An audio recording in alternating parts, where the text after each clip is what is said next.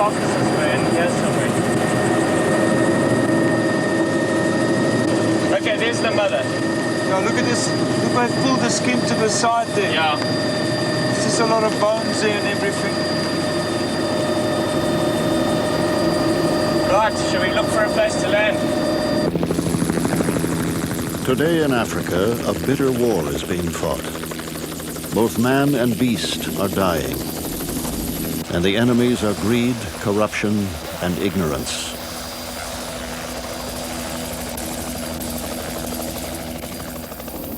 The battle is being waged over the black rhino, sought by poachers for its valuable horn. In the past 15 years, over 95% of the animals have been slaughtered. Each day, Ranger Dolph Sassine patrols the Zambezi Valley. But for this mother and calf, he was too late. A lot of people would say, what does rhino do to the bush?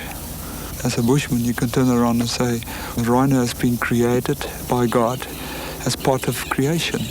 We need it to look at it. It's a beautiful animal, and we can live side by side.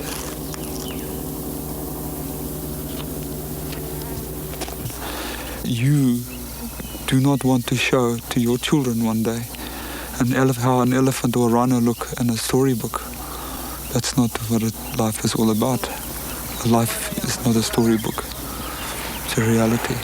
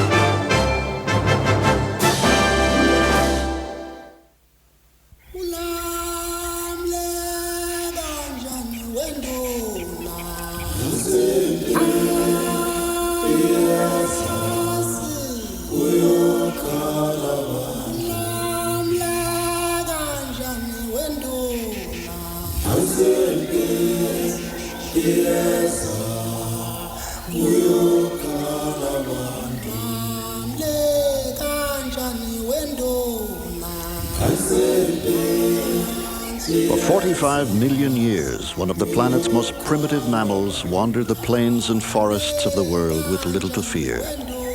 The rhino has few natural enemies, but that role has now been filled by man.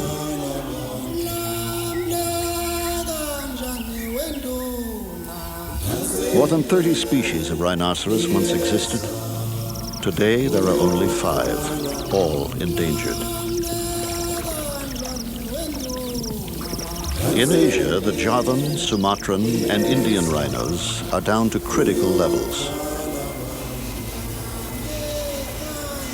In Africa, the white rhino is somewhat more stable, closely confined in a few well-guarded South African reserves. But the black rhino is hurtling towards extinction.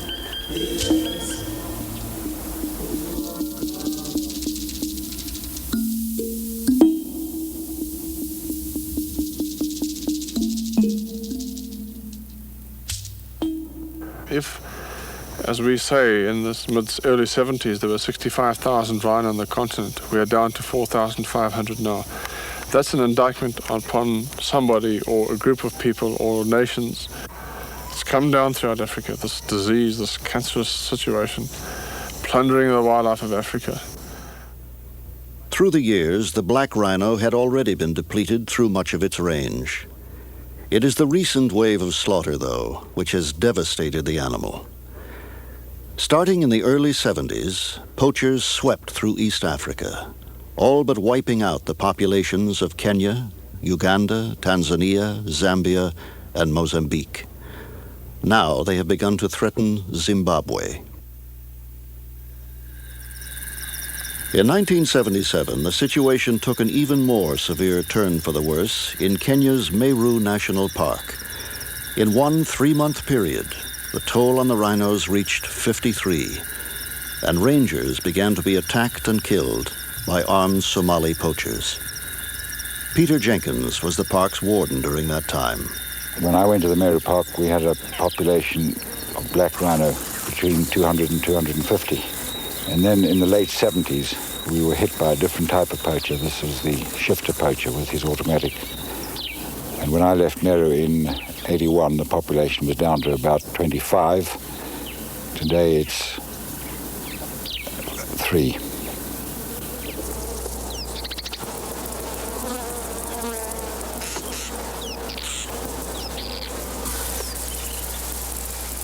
The beginning of the rhino's decline can be traced back to the mid-19th century. Modern guns were introduced into Africa, and killing became easy, efficient, and popular. Some Europeans developed a taste for rhino meat. Others hunted for the sheer sport of it. When a rhino charges a man, that's nothing. But when a man charges a rhino, that's news. So here you see the tables reversed. We are now in a district thick with rhino. Posey dislikes rhinos more than any animal on earth. For years they have been chasing her. And here was a chance to give them a taste of their own medicine.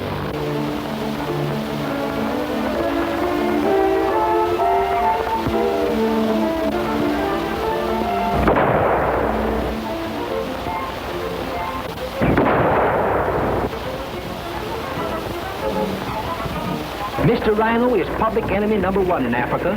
He's afraid of nothing. If your first shot doesn't stop him, good night.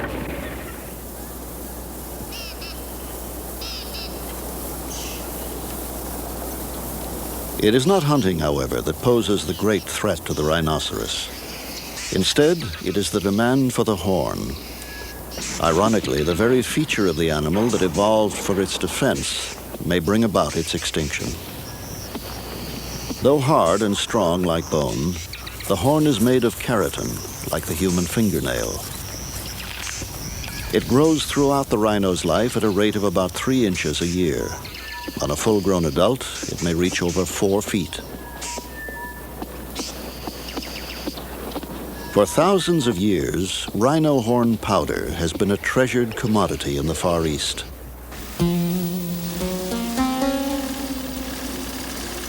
Ancient Oriental tradition views it as an effective fever reducer and an indispensable cure-all. The use of rhino horn as an aphrodisiac has been greatly exaggerated and is found only in parts of western India.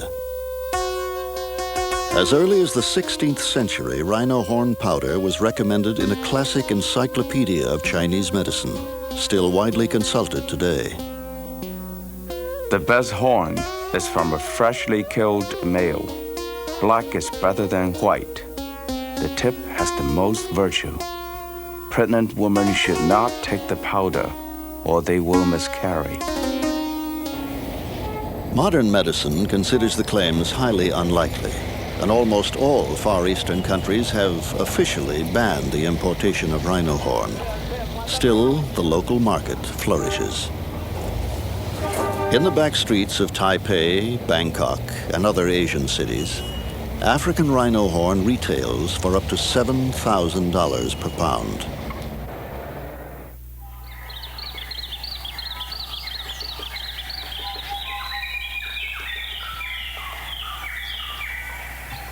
For the past decade, the export of rhino horn has been banned in most African countries, but smuggling continues, to the dismay of conservationists. Back in the 1970s, when there was very little effort to control the trade, the outlets were very diffuse indeed, going out on aircraft, on boats, and perhaps overland as well. But nowadays, I think that the routes have become rather more confined, and most countries seem to point a finger at Burundi as the major exit point in Africa for rhino horn.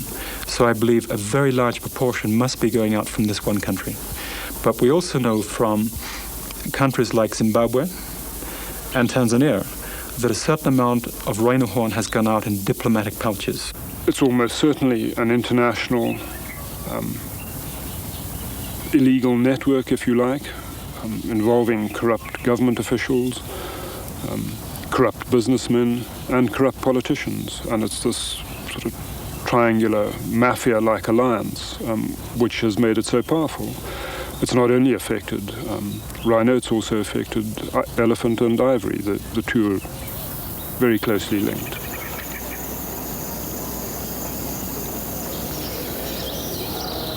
Throughout history, the port of Mombasa, Kenya, has been a center for many kinds of illegal trade. Rhino horn, leopard skins, gold, ivory. Each dealer has his specialty. This pile of ivory, taken from 500 elephants, was hidden in falsely labeled spice crates. It was seized by Kenyan customs officials while awaiting shipment to the Middle East. The route is an old one. For thousands of years, Arab dhows have sailed these waters, sometimes with valuable contraband aboard.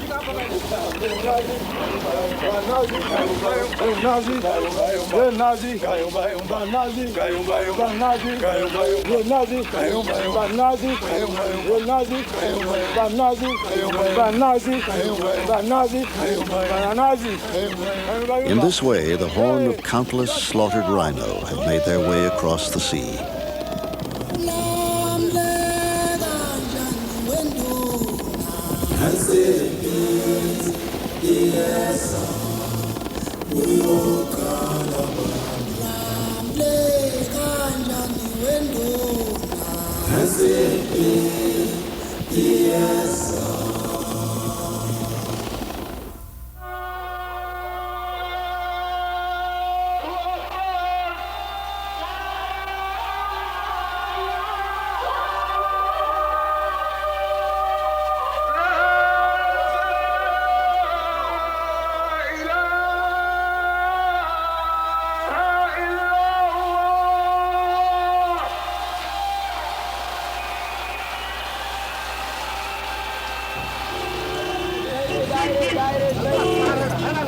In recent years, the horn has often ended its journey in North Yemen.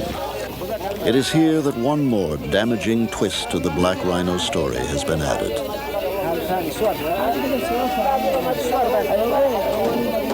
The oil boom of the early 70s created lucrative work for migrant Yemeni laborers in Saudi Arabia and other Gulf states.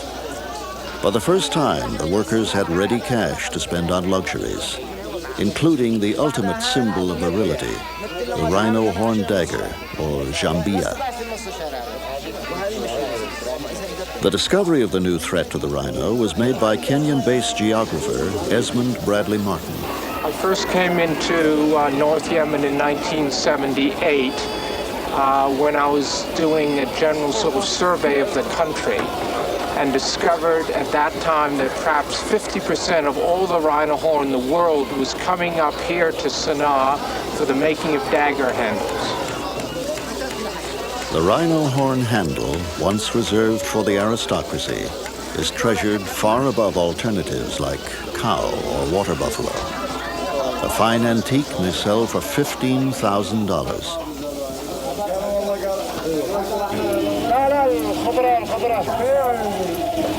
When polished, the horn takes on an amber opalescence, greatly admired for its subtle beauty. Esmond Bradley Martin began an international campaign to stop the rhino horn trade, encouraging the use of substitutes. After some 10 years, his work is showing signs of success. International trade has slowed in many eastern countries. And since 1985, the North Yemeni government has been enforcing a ban on importation. But it's not nearly enough. Where there is profit, men will trade. The middleman, by transporting the horn from the smuggler to the dealer, keeps business going briskly. I will buy for about $700 per kilo and sell for about $1,400 per kilogram. So I make a profit of about $700. The diplomats who smuggle rhino horn come mostly from Somalia, Ethiopia, Sudan, South Korea. I saw rhino in Nairobi. I like it. I like rhino.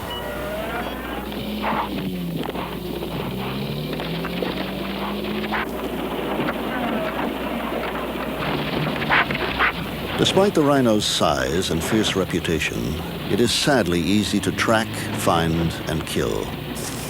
Its thick hide offers no protection against bullets, and its behavior patterns are too predictable to elude the determined poacher.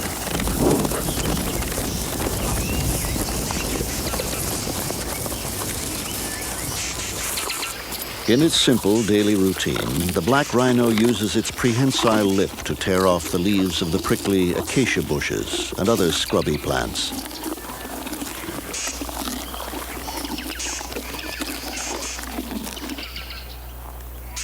A solitary creature, it lives on a home range of from 1 to 12 square miles. The rhino's territory may overlap with another of its species, but it is persistent in marking its range. The animals spray urine or track their dung across the area and so spread their scent.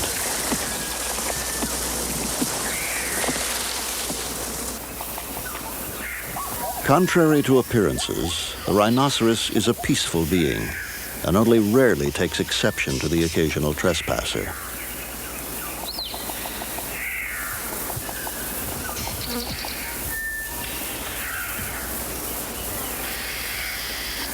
Although it can hear and smell acutely, its eyesight is poor. Help comes in the form of the oxpecker, which serves as a lookout. In Swahili, the oxpecker is known as askari wa kifaru, the rhino's policeman. When alerted by its tiny bodyguard, the rhino may panic and run. But since it is both curious and nearsighted, it may be enticed from the bush, sometimes fatally, by the human voice mimicking its call.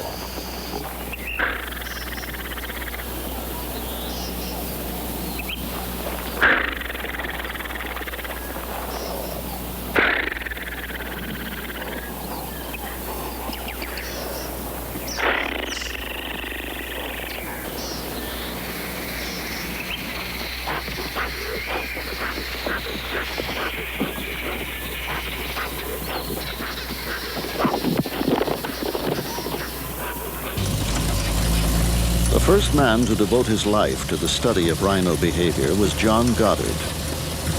While living in Tanzania's Ngorongoro crater during the 1960s, he developed a genuine affection for his lumbering, primitive subjects.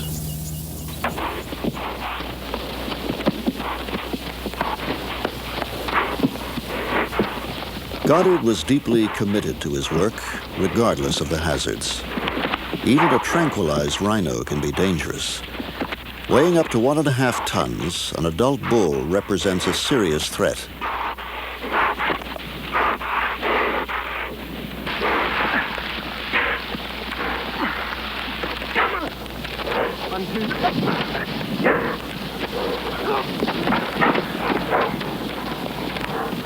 Dentine joined in P2 between cuts. Watch it! All right, P3, dentine almost joined between cuts. For 7 years, Goddard carried out exhaustive field work, recording each minute feature of the rhino's appearance and behavior.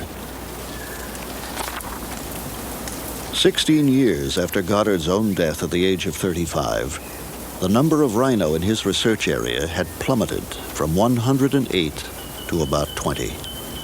Many were the victims of poachers.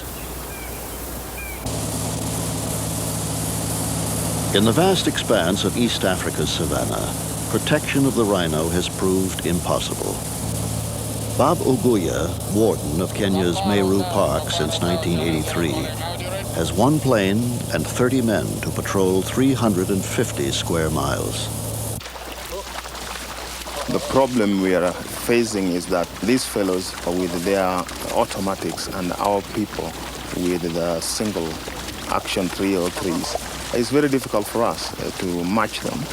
And in most cases, we lose them because with their type of firearms and with our types of firearms, they end up escaping our dragnet.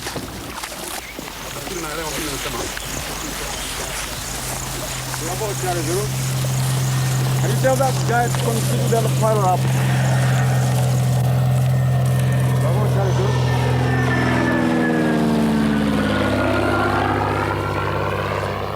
The Rangers are at serious personal risk from the armed poachers. Their camel patrols stay out for weeks at a time, in touch only by radio with park headquarters.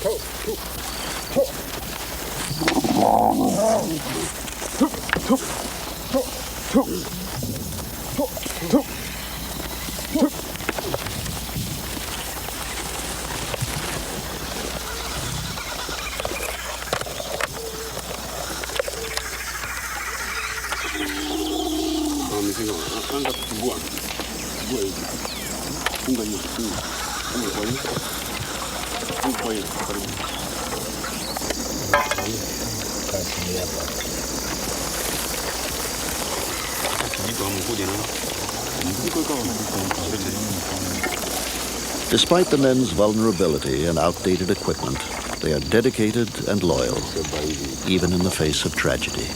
Vile tulipoteza hii sergeant yetu ilikuwa shauri. In December, we lost our sergeant to the poachers' bullets. We saw him die. Without adequate weapons, we were helpless. Too many of our men have fallen because we could not defend ourselves. If we had automatics instead of 303s, we wouldn't be losing our people.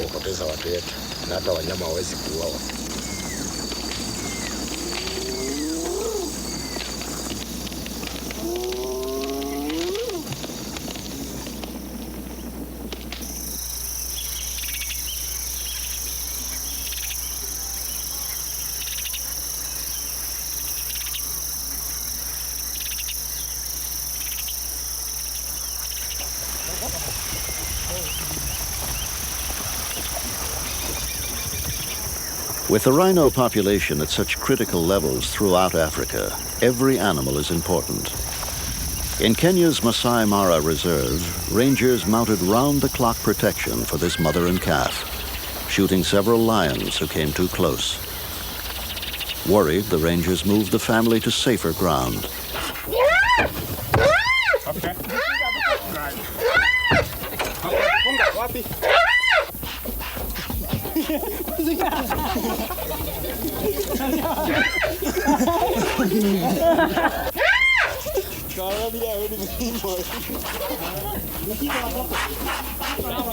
The calf was better protected, but his mother kept trying to get back to her old territory, leaving her baby open to attack. The lions seized their chance. After the incident, the rangers turned to Daphne Sheldrick, who raises wounded and orphaned animals. On one of the occasions that she was away, the lions got in and they caught him and actually made a real mess of him. Fortunately, they were young lions and they weren't very experienced, but they certainly chewed him up very, very badly, and he was dumped on my doorstep, more dead than alive. I must say he's a fantastically plucky little rhino. In fact, his mother's a very placid, dozy old cow, so I expect this has made him have to be slightly more alert. The first thing we had to do, of course, was get a friend, because he'd been through tremendous trauma, so we got the sheep. They've been good friends ever since, and wherever Sam goes, so the sheep follows, and they play together and wander around together, and he'll just grow up here until he's weaned off milk, and then we'll have to send him somewhere to be a wild rhino.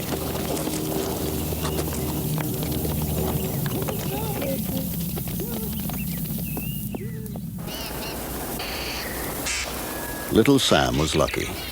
These rangers saved his life. Other rhinos have been less fortunate, poached by the very men paid to protect them. The shadow of corruption has fallen across much of Africa, and Kenya has had her share of officials who have cashed in on illegal rhino horn trade.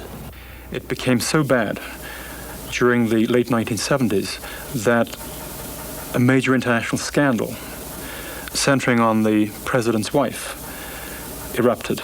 And as a result of that, the Kenya government was so severely embarrassed that it closed trade in all wildlife products. And that did have a very immediate effect on the revival of certain species. But the two species which showed no revival whatsoever were the main trophy species, elephants and rhinos. And by the early 1980s, it became clear once again that major elements within the wildlife department, ex-game department people, were once again very involved in poaching. All of this might now change with the appointment of a new director of the wildlife department.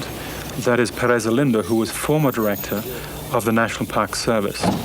And this has created a tremendous enthusiasm throughout Kenya. And we feel that this is just in time to revive what is our most important effort, and that's a major plan to save the rhinos in Kenya.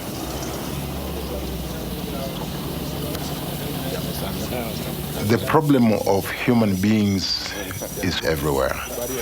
We have found people who are colluding with criminal elements. They have been prosecuted. They have been imprisoned. And I'm afraid that I cannot and I will not compromise with or collude with people who are out to do things that will harm conservation and wildlife in this country. We cannot compromise with sin, I'm afraid. The sin is not always hard to understand.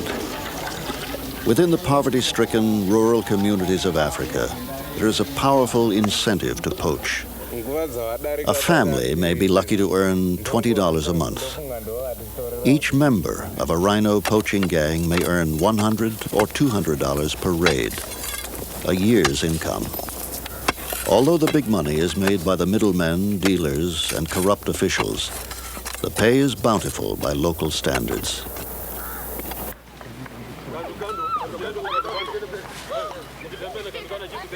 One Kenyan who has fought against poaching in a very personal way is Michael Werike.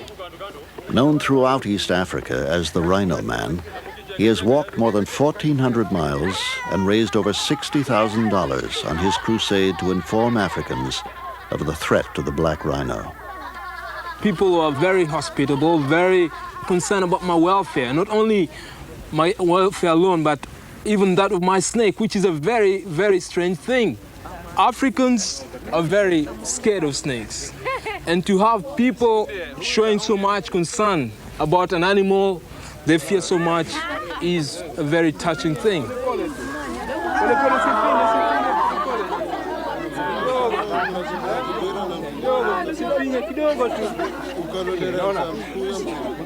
The local people are just as concerned about the wildlife, about the environment, just like any other people. And I think it is very important that wildlife awareness should be taken to the people, for it's them who have the final say. And they are ready to cooperate, provided that they're given the right information, the right encouragement. Nyanda za juu, Eldoret. Nafaru wetu wanauawa kwa shauri ya watu ambao wanataka kuwa matajiri upesi, waendaji haramu na walinzi ambao wanaweka pesa mbele kuliko dhamana ya masigara. Even with the work of dedicated men like Werike, Kenya's war to save the wild rhino has essentially been lost.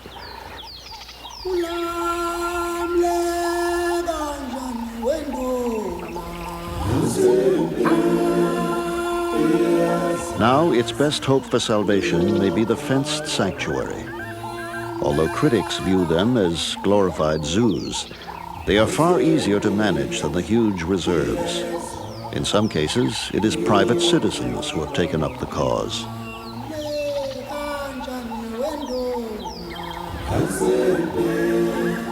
Solio Ranch in the foothills of Mount Kenya is owned by Cortland and Claude Parfit.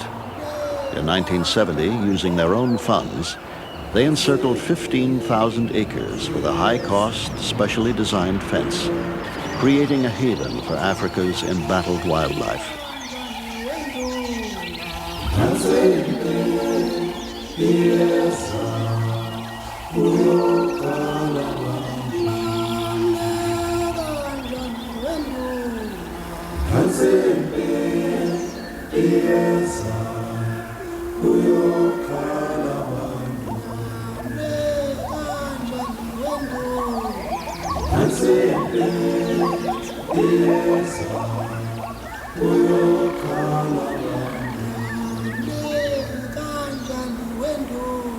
Over a 10-year period, they introduced 23 black rhino and 16 whites. Protected, the animals thrived. In less than 20 years, the number of black rhino had quadrupled. Now Solio had a most unusual problem: overpopulation. The Parfits gave 15 of the black rhino to the Kenyan government's first enclosed sanctuary at Nakuru National Park. Transporting the animals to their new home is a huge undertaking. The selected rhino are located from the air.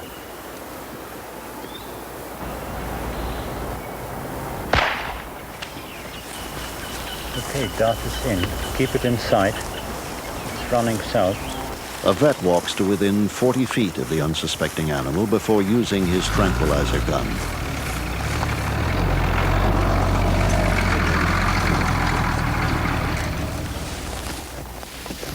A new fast-acting drug brings the rhinoceros down in minutes, but great care must be taken to prevent it from injuring itself. A second injection of antibiotics prevents infection in the dart gun wound. Okay, watch your haze. This is Jerry Butena. Yuma. Hi, Yuma.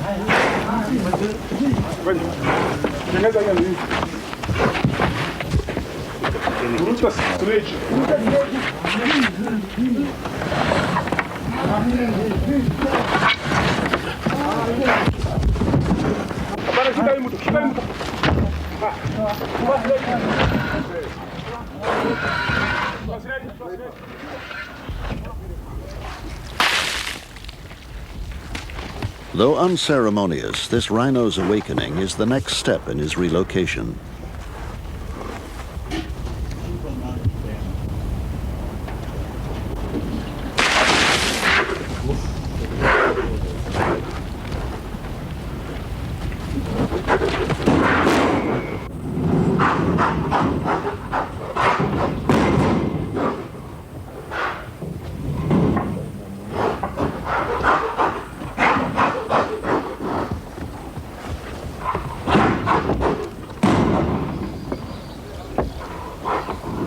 The animals are kept in holding pens for about 2 weeks to overcome the stress of capture. Soon, though, this young bull will be installed among the tourists and flamingos of Nakuru.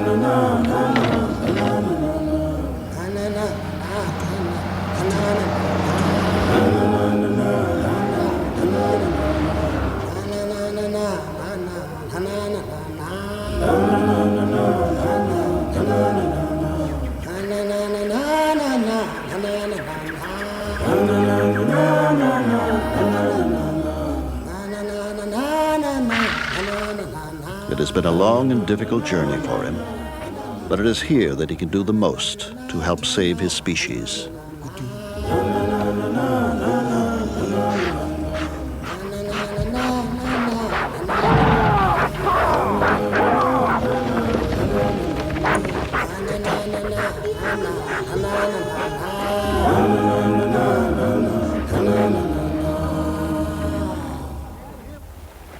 Although the rhino may be well protected in fenced sanctuaries, the situation creates another problem: inbreeding. Wildlife biologist Rob Brett lives and works in Kenya on a remote private reserve. He is closely observing the animals in an effort to find a solution.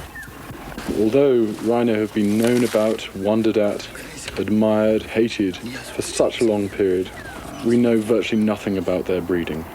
Such basic things as what turns rhino on, what makes them breed at optimum rates.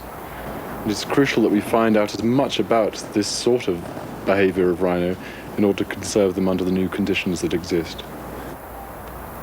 Their favored habitat is bush. They are generally nocturnal. They spend most of the day asleep. And to observe the nitty-gritty of rhino sexual behavior takes, first of all, a lot of patience and a great deal of interest. It's really very, very basic work, employing the minimum of equipment, a mixture between very low-tech, if you like, work, and very high-tech. I am out at dawn every morning looking for individual rhino from which to take data. So well does Brett know his subjects that he can identify every rhino on the reserve from the lines and wrinkles of its footprint. He takes urine samples left from each animal to determine their hormonal levels, identifying the pregnant females and dominant males. While the black rhino is extremely secretive about its mating habits, the white rhino, like these on Solio Ranch, are less inhibited.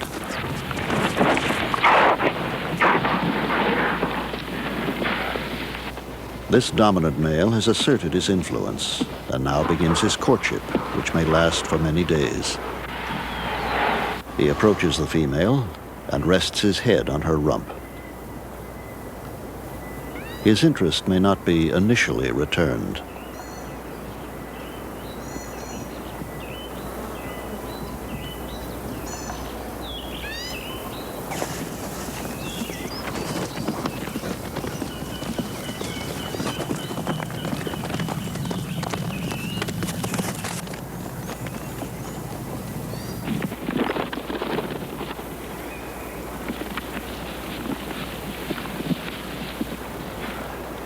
But his persistence eventually pays off, and mating occurs, sometimes lasting over an hour.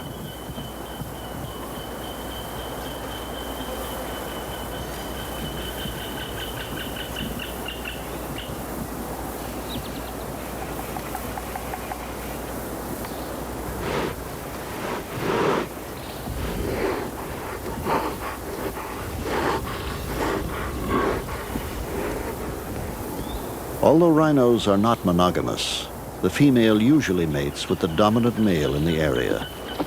Afterwards, the pair go their separate ways. If impregnated, the female will not give birth for approximately 16 to 18 months, delivering only one calf at a time. A newborn rhino, which weighs up to 120 pounds, will stay close to its mother until she has a new calf, for some 2 to 4 years.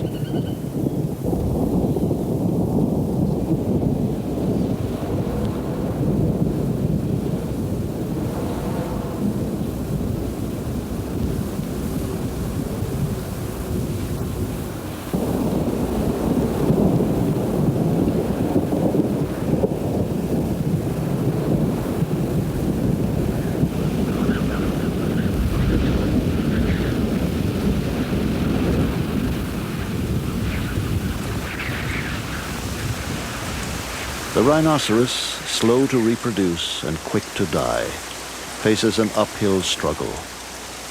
In the wild, there are so few left that some never find a suitable mate.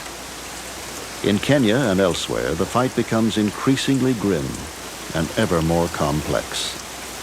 It can be argued that the numbers of rhino are very low, but I think it would be negligence on behalf of the world to just turn their backs on this country now and say, all is lost. There are only 400 rhino left. They're not worth saving.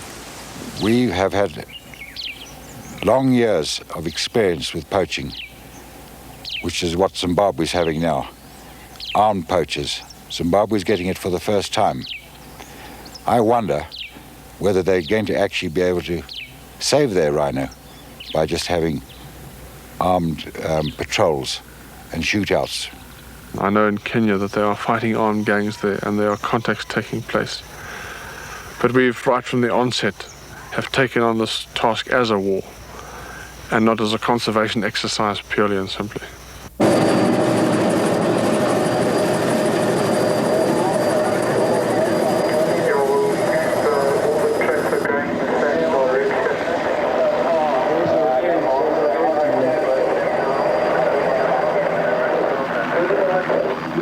Can you stay out of the air? We've got a contact and guys are on floor.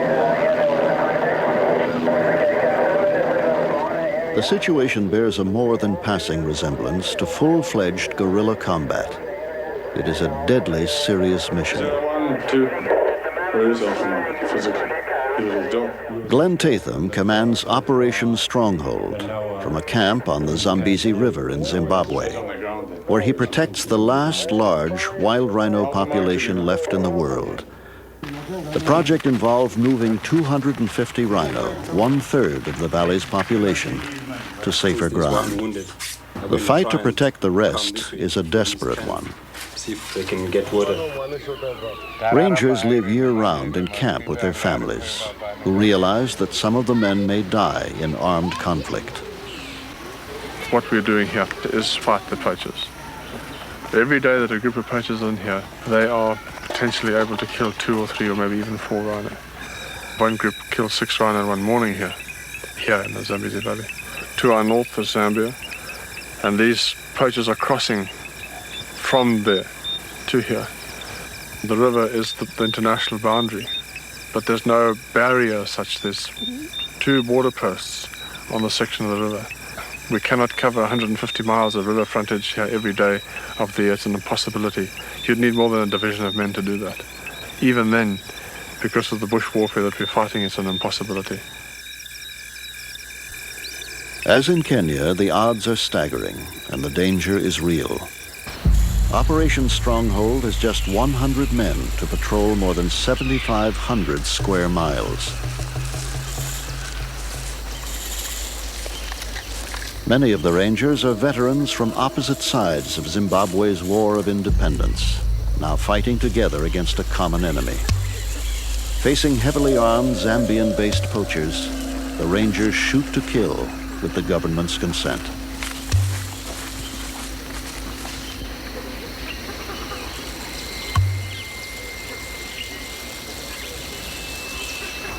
Since 1985, more than 30 poachers have been shot dead and at least 20 taken prisoner. In the same period, some 330 rhino have died. Until the network of dealers and middlemen is broken, Zimbabwe's rangers know they can do little more than stem the tide. Privately, many wonder how long it can go on. We've got people here who've been in the bush for 2 years. They go out for 20 days in a month.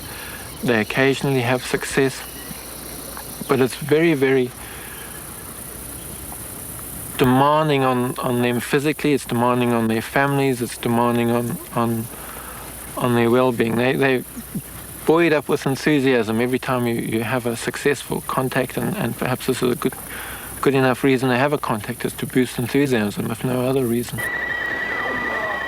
One pointer killed, and you've recovered one horn. And what direction is the other pointer running to over? Roger, no problem. As soon as the chopper arrives, we will get into yours, and then you can fly. Okay, so the big thing is now to get hold of Alistair. If he's going to be on the ground for too long, I'll have to go and fly over him and pick him up. I mean, go and alert him. All right. One down, one running.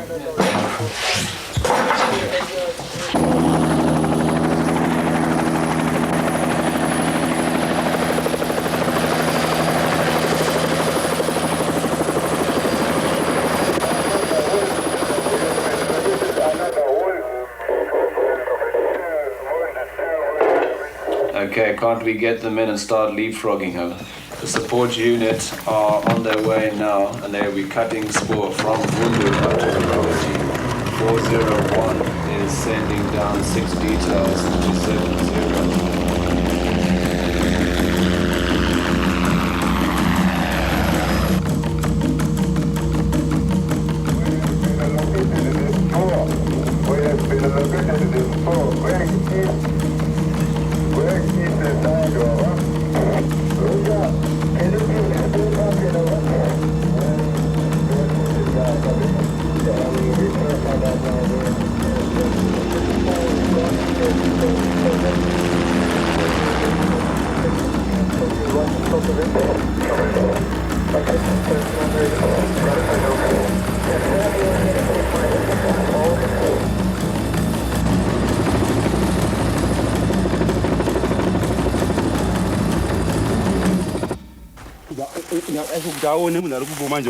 kubarwa futi dzimwe futi right to 5 shots one time uyu manje wada kutiza achibva achaya mwankumana futi 5 shots manje ukuruka manje achibva aridzawo 4 shots dzi-AK kumvura manje kuya kumvura manje mmoja anga achigeza abva asiya bhuti ipapo papo mainonga changu tos itazinonga inezigugu zose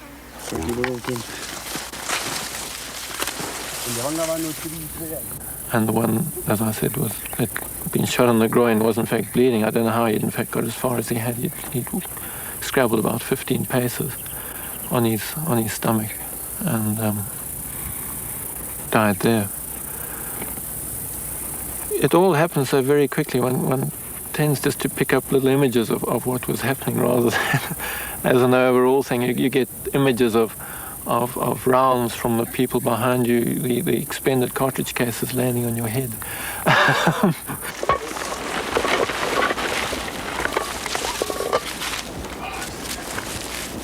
The gang had killed 4 rhino in as many days.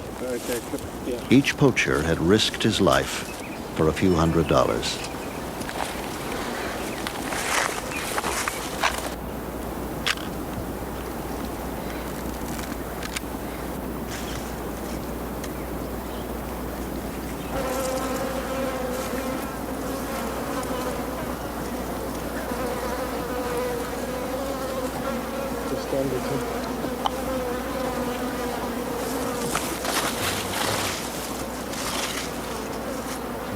The rangers know that Zimbabwe is the last stand for the wild black rhino.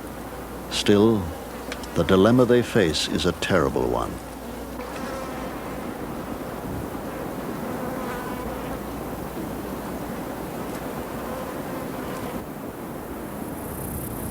One often wonders about the human life for a rhino life. And at this stage, it's a human life for about 20 rhino lives. The morality is perhaps secondary to the fact that there doesn't seem to be any other way in which we can in fact stop these blokes from getting away and getting back. a group of poachers will come into the country. They'll start killing rhinos. We've got to react to that. And one must never forget the central objective of this whole exercise, this whole operation, is save the rhino. We are not manhunters. We're not mercenaries. We are here as conservationists. But desperate situations require desperate measures. No, there's no joy in killing people, but it's a job, and quite obviously we just pawns on either side for men who are just exploiting people to make himself rich.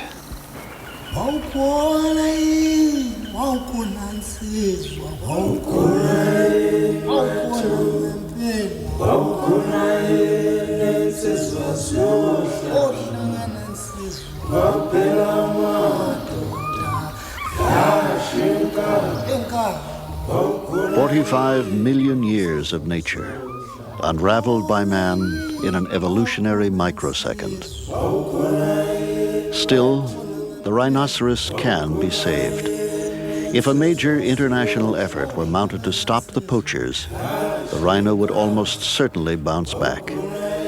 But until the incentive to kill is removed, the profit for the poachers, middlemen, and dealers, the battle will go on. If the fight is lost, the rhino will be doomed to exist only as a drawing in a child's picture book of things that once were and are no more."